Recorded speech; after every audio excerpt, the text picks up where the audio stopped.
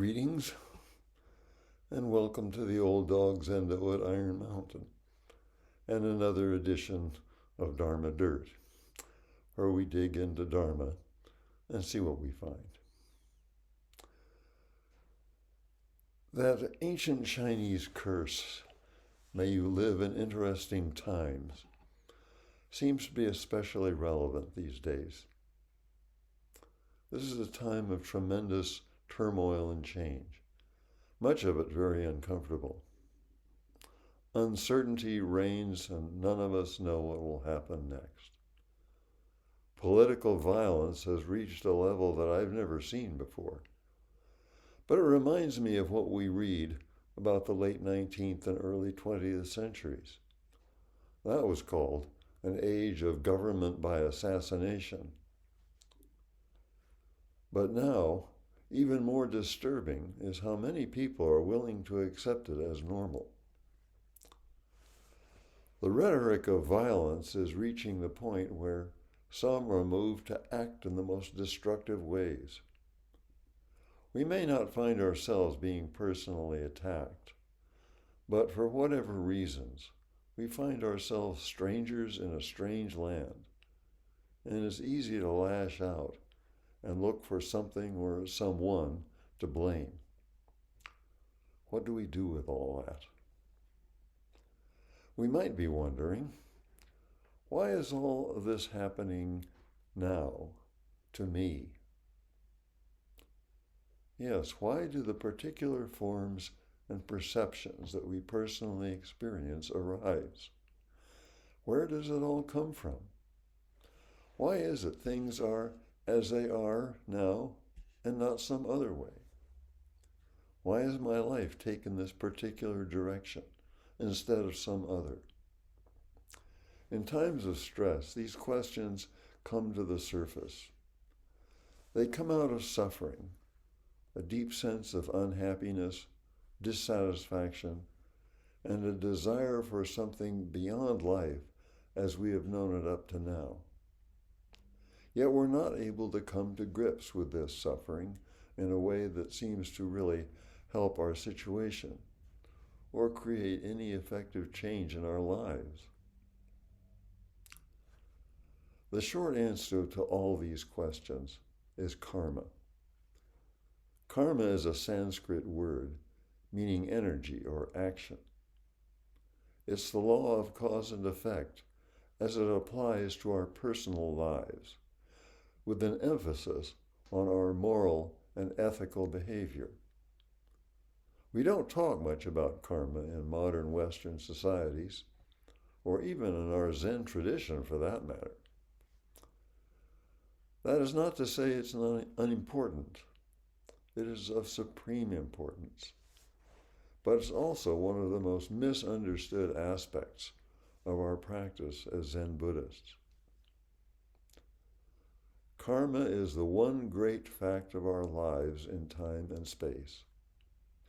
Everything that we experience, including the rising and passing away of thoughts, feelings, and our very sense of self, is the karma of this moment, the result of the ignorance that has continued through countless past rebirths over kalpas. Our experience of this moment, and each moment, is karmically generated. All that we see, all that we are, all that we hear, taste, touch, and even think is the karma of eons. Each one of us is a manifestation of the working out of karma.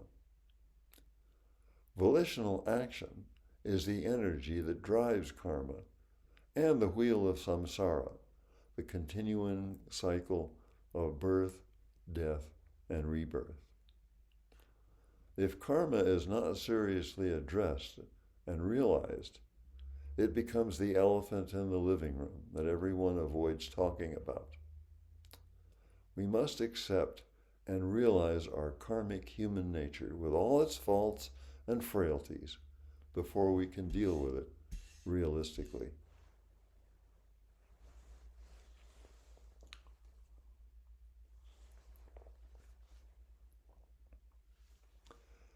The koan that addresses this most directly is Case 97 in the Blue Cliff Record. It's just a quote from the Diamond Sutra. The case reads, "The Diamond Sutra says, one who is reviled by others has done wicked acts in former lifetimes, which doom him to fall into evil worlds. But because of the scorn and vilification by others in the present life, the transgressions in the former life are wiped out." Sounds simple enough. Buddhism, Christianity, and Judaism have this in common. All three emphasize personal responsibility. Wei Neng, the sixth Chinese ancestor of Zen, said, "When others are wrong, I am wrong. When I am wrong, I alone am to blame." It would be hard to imagine more complete taking of responsibility. The Buddha said, "Throughout heaven and earth, I am the only one. No one else to blame. Your personal karma is the karma of the universe. There is no separation. Each one of us is totally accountable, not just for our own actions, but for all actions everywhere. That is, the universe." Some commentators introduce notions of collective karma, group karma, family karma, even national karma. But as Wei Neng points out, we must accept anything and everything that happens to or around us as our personal karma and karmic responsibility. To claim innocence because you were caught up in some idea of group karma is to deny that responsibility, as well as to separate yourself from your own life. The Buddha instructed his disciple not to try to judge or predict anyone's karmic fate based on what was seen in this lifetime.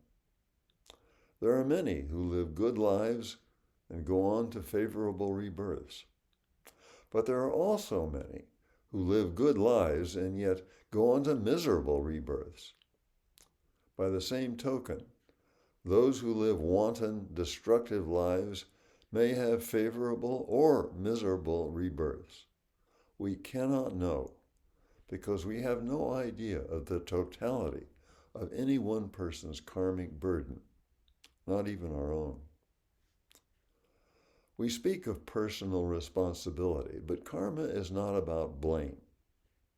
It is acceptance of who and what we are in this moment.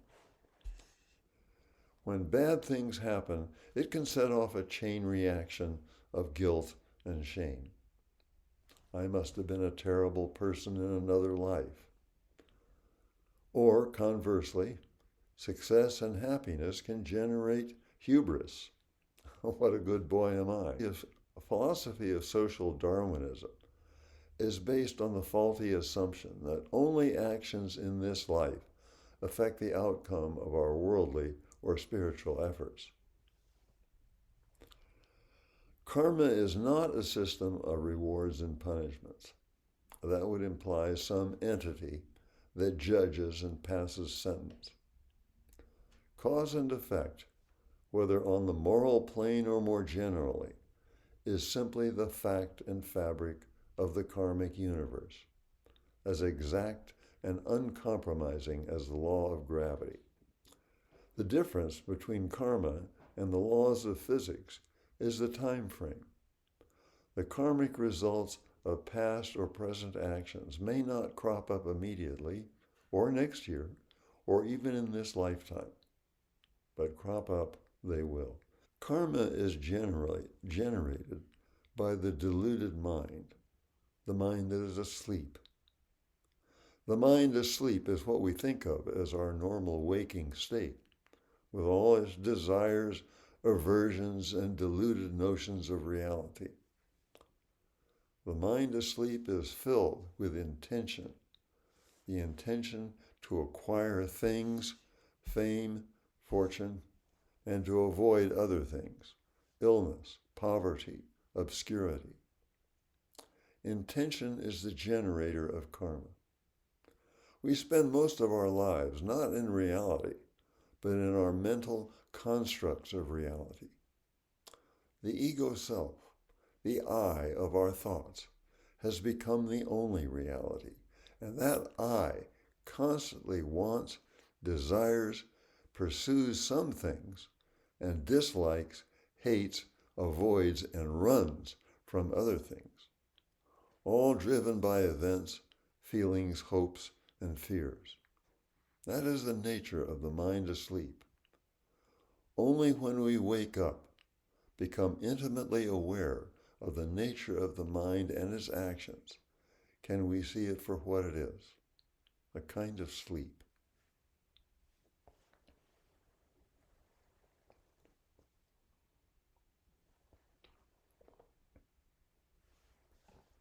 To get into the blame game is like blaming someone for something that happens while sleepwalking. There's no blame, but there are consequences. If while sleepwalking you bang into a wall and bloody your nose, you cannot be blamed for some personal fault. It's just the consequences of being asleep. There's no blame. But you still have a bloody nose. The same would apply if you sleepwalk off a fifth-story balcony. You're not to blame, but you will still die.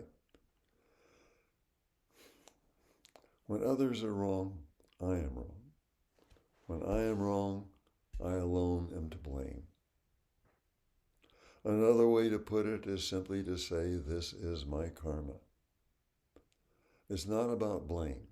It is to accept that what I see, hear, and so on in this moment is the karma accumulated over eons.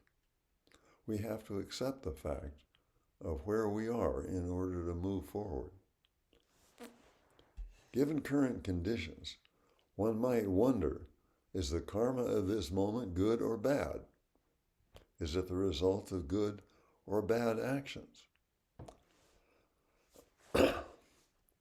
There is a folk tale from Central Asia that goes like this. Once there lived a farmer. He was a good farmer and prosperous. His son was a big strapping fellow, and he helped his father with the work on the farm. All his neighbors said he was a man of good fortune. But when anyone told him that, he would scratch his head and say, well, maybe good, maybe bad, I don't know. One day, the farmer's best mare ran off into the steppes and disappeared. The farmer's neighbors sympathized with him about such a stroke of bad fortune. But the farmer only scratched his head and said, well, maybe bad, maybe good, I don't know. A few days later, the mare returned, and following her was a magnificent wild stallion. All the neighbors congratulated him on his wonderful good luck. But the farmer scratched his head and said, well, maybe good, maybe bad, I don't know. The farmer's son decided to break the stallion for riding. So he put a blanket on its back and leapt up on it. The stallion reared, plunged, and threw the farmer's son to the ground, breaking the young man's leg. He had to be helped to bed, where he stayed for a long time waiting for his leg to heal. Meanwhile, the farmer had to do all the work of the farm by himself. The neighbors said what a terrible piece of bad luck had happened. Well, maybe good, maybe bad, I don't know. One day, soldiers came to the farm. They were conscripting all the able-bodied young men in the district to fight in the Tsar's army. But the farmer's son with his broken leg could not be taken. The neighbors, who had lost many of their young men, commented on the farmer's great good fortune that his son was not taken.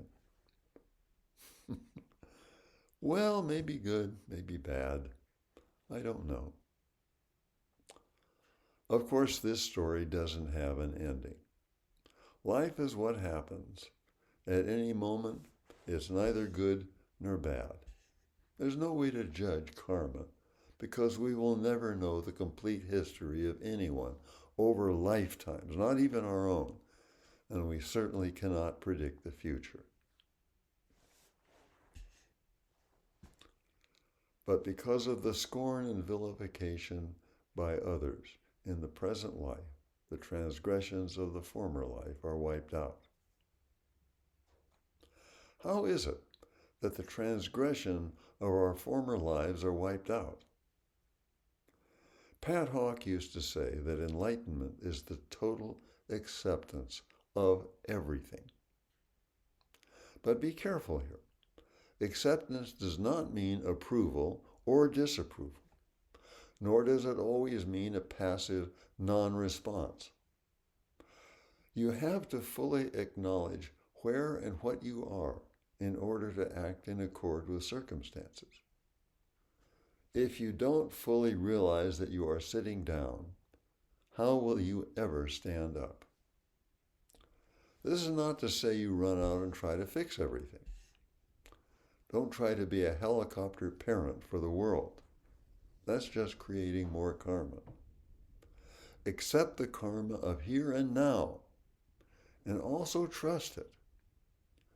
In our Western can-do society, this seems counterintuitive, but we must accept that the good and evil in this world, even that which seems distant, is the direct karmic consequences of the mind asleep. Trying to fight evil or pursue good, to fix things, to make a difference, are all karma-generating activities that will result in more suffering. In a time of fear, confusion, and uncertainty, the practice of realizing our karma fully and completely is paramount. Our zazen, in all its manifestations, affects not only ourselves, but the entire universe from which we are not separate. A full understanding of karma in all its vast complexity, its timelessness and spacelessness, releases us from simplistic notions of cause and effect. A causes B causes C. What I like to call the chain of events fallacy. If one recognized the fact that of karma and its true nature, that is to say, empty and not separate from oneself, then one can take the next step, and that is not only to accept it as oneself, but to embrace it. See everything, every event you meet with the same open affection of a parent for their child. But do not judge, for, as was mentioned, you never know the karmic history of another, and not even yourself. It's not given to all of us to effect great or even visible changes, but small, even undetectable changes in the present can become huge and dominant influences in the future. We can never know. To give ourselves, to sacrifice ourselves to the present moment, in the present moment, as the present moment, enables us to give the greatest gift to ourselves and to the world. And that is to live and die with a peaceful heart. To say, this is my karma, of the entire universe and all beings, of all being, brings not just acceptance, but peace and even joy. Together with all beings, we realize the way.